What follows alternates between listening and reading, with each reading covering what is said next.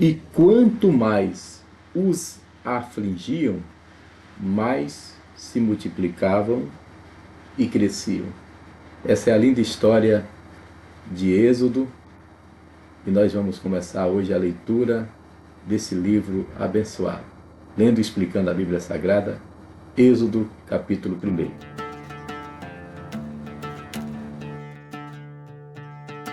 Aproveite para se inscrever no canal, compartilhe também no grupo da família, deixe seu comentário, diga se essa live está sendo edificante para você, para a sua vida, para o seu ministério. Também aceite sua sugestão para algum assunto da Bíblia que você queira tirar a sua dúvida. Sejam todos bem-vindos em nome de Jesus. Vamos começar hoje a leitura do livro do Êxodo, segundo livro de Moisés, segundo livro do Pentateuco. Essa foto é dessa Torá que está em minhas mãos, muito linda. É uma raridade que eu tenho aqui. Olha que coisa boa. É só para mostrar para vocês que o nome do livro em hebraico é esse aqui. É Shemot. Shemot. Porque o texto começa assim: estes, pois, são os nomes dos filhos de Israel que entraram no Egito com Jacó. Cada um entrou com sua casa.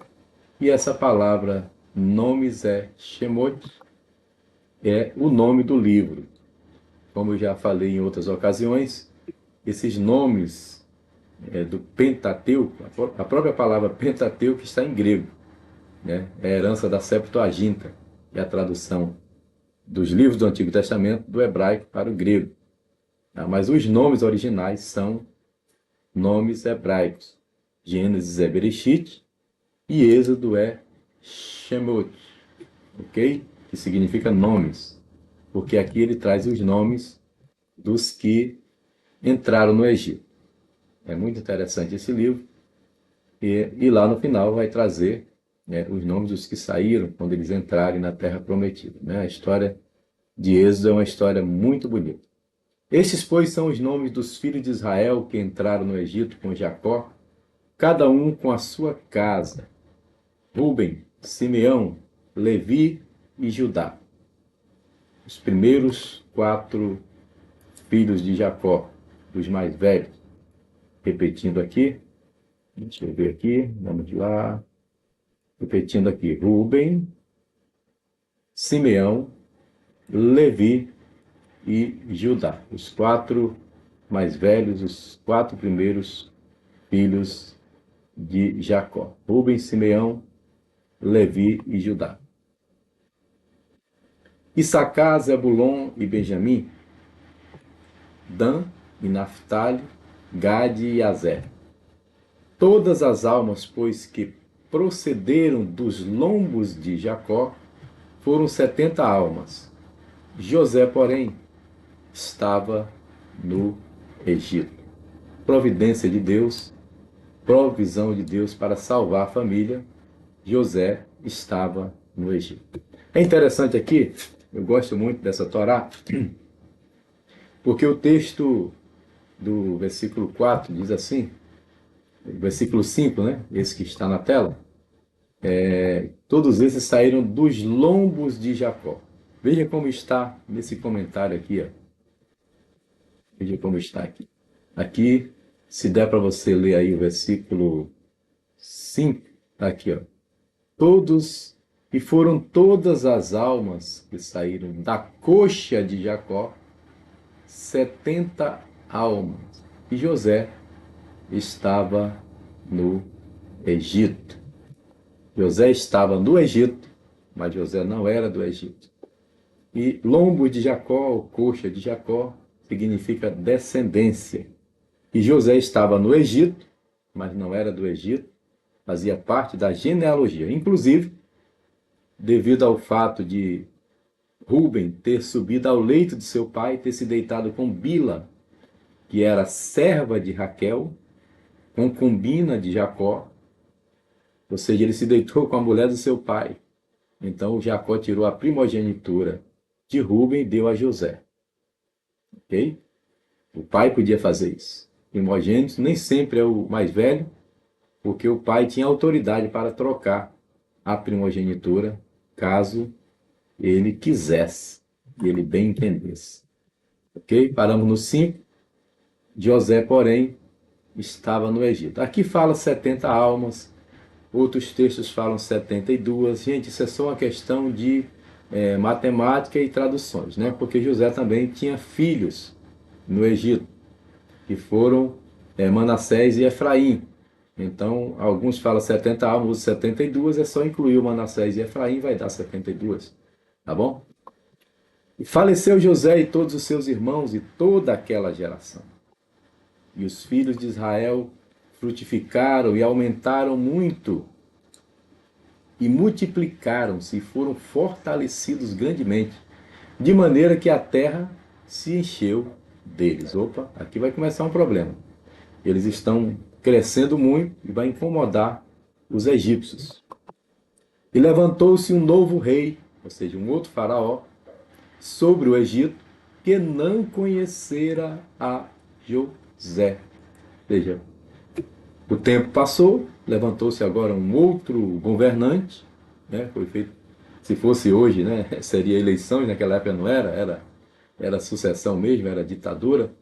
Então se levantou um outro rei que não conhecera José. Sabia quem era José?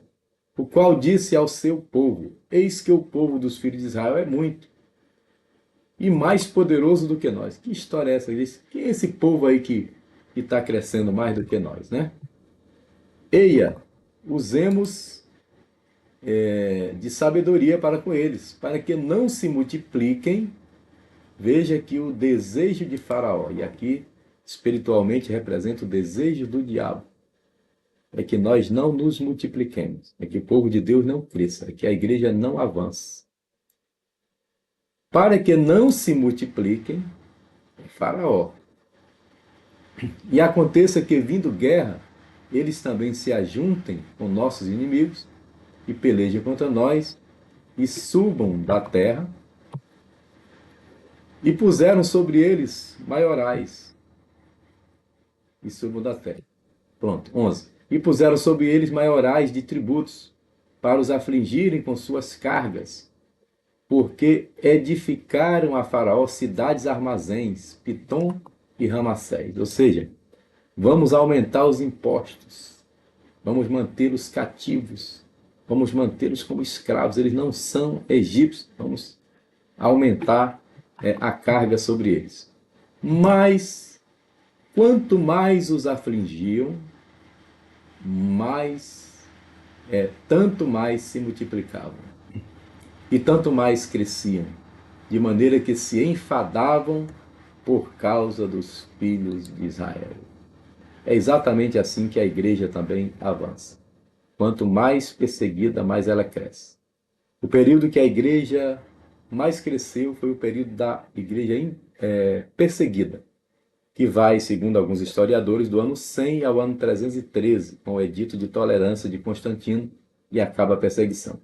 Nesse tempo de perseguição foi quando a igreja mais cresceu. Israel está no Egito, terra estranha, José já se foi, já se passaram aqui cerca de 400 anos, né? E chegando aí a 430 anos, Deus vai tirar esse povo da escravidão. Mas antes que Deus tire, Deus multiplica o povo no Egito. Deus vai multiplicar a igreja na terra, salvar muitas vidas e depois vai arrebatá-la para as bodas do Cordeiro. Interessante, ó. Quanto mais afligiam, mais se multiplicavam. Quanto mais, e mais ainda cresciam. Glória a Deus, essa é a receita do povo de Deus. Quanto mais afligem, quanto mais maltratam, nós crescemos. É igual a massa de bolo, né? Glória a Deus. Versículo 13. E os egípcios faziam servir os filhos de Israel com dureza. Versículo 13. Os egípcios faziam servir os filhos de Israel com dureza. Assim que eles fizeram amargar a vida com dura servidão, em barro e em tijolos, e com todo o trabalho no campo, com todo o seu serviço, em que os obrigavam com dureza. E o rei do Egito falou às parteiras das hebreias, das quais o nome era Sifrá e da outra Puá.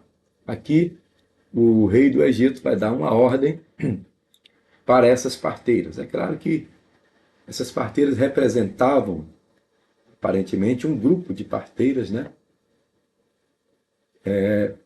Para tratar de todas as parteiras hebreias. É como se fosse o hospital, a maternidade que cuidasse dos partos entre os hebreus, que já era muita gente.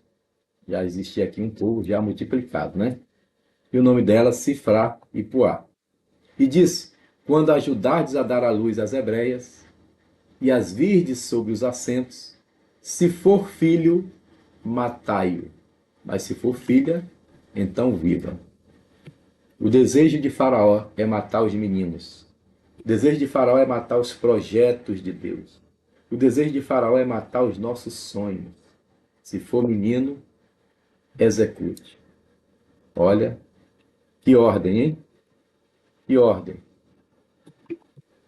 As parteiras, porém, essa palavra é muito interessante. Paulo diz para Timóteo: tu, porém. A Bíblia sempre fala: tu, porém. Você é diferente. As parteiras, porém, temeram a Deus e não fizeram como o rei do Egito lhes dissera, antes conservavam os meninos com vida. Eita glória! Deus vai abençoar essas parteiras. Elas temeram.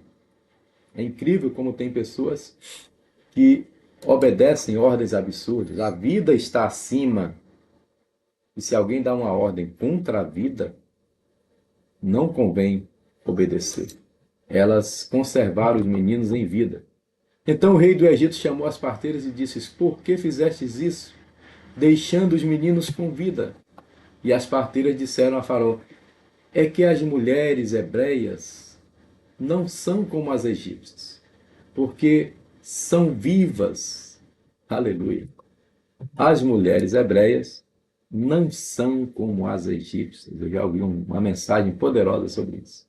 As mulheres hebreias não são como as egípcias. Se você é crente, serva de Deus, se você é serva do Senhor, aprenda nesta palavra. As mulheres hebreias não são como as egípcias. Não são mortas, elas são vivas. Elas são vivas. Aqui quer dizer espertas, quer dizer pessoas que são habilidosas e já têm dado à luz antes que as parteiras venham a elas. Minha mãe teve todos os filhos em casa e a última foi a Berenice, que hoje já tem mais de 40, já não é mais novinha assim. Alô, minha irmã Berenice. E ela contava que quando o médico chegou para terminar o parto, ela já tinha puxado a menina. Porque todos os outros, eu e os meus irmãos, nascemos em casa. Tá? Então, a única que ela teve na maternidade, quando o médico foi chegar para consumar, ela já estava tirando a menina, disse: o senhor demorou.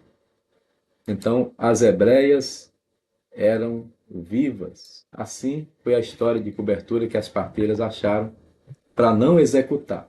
Portanto, Deus fez bem às parteiras, e o povo se aumentou e se fortaleceu muito. Deus fez bem e deu-lhes.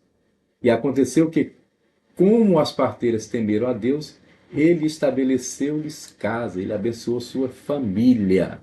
Estabeleceu casa aqui, abençoou suas famílias. Elas foram abençoadas porque protegeram o povo de Deus. Então ordenou Faraó a todo o seu povo, dizendo: a todos os filhos que nascerem lançareis no rio, mas a todas as filhas guardareis com vida. Ele agora vai dar uma segunda ordem, já que as parteiras não mataram. Eu vou mandar o soldado fazer patrulha aí. Se tiver menino, vão jogar no rio, no Egito, no rio Nilo. E assim nós concluímos a leitura do primeiro capítulo do livro do Êxodo. Veja que eu estou seguindo a mesma tabela da primeira leitura, eu já li a Bíblia toda aqui no canal.